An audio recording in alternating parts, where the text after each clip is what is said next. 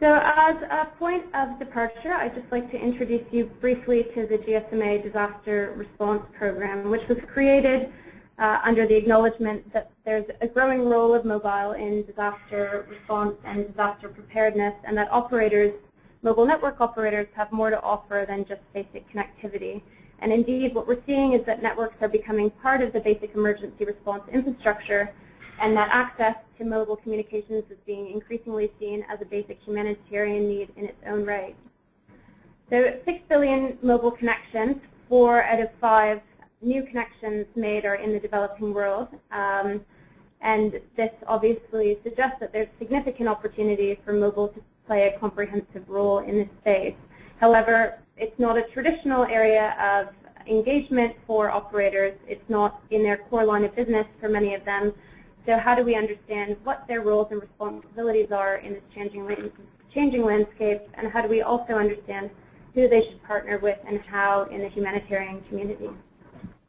So the Disaster Response Program is based around the resilience of the network and understanding how operators can create reliable and robust mobile infrastructure and networks that can support emergency communications. So if the networks are down, the discussions around how they can be used and leveraged are a moot point.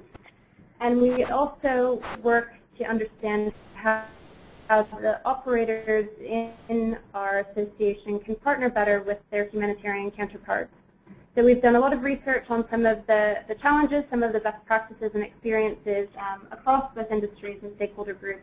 And I'm sure that our panelists today will be reflecting on those in more detail.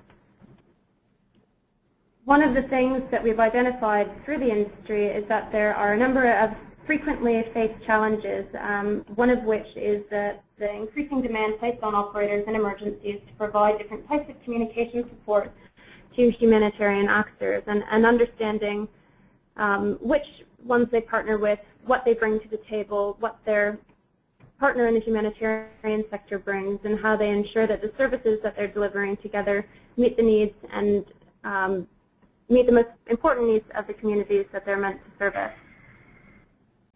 The Disaster Response Program was born out of the belief that when you restore the mobile network, you rebuild the human network, and we see this as an increasing focal point for the industry in trying to support them and understand how they work better in this space.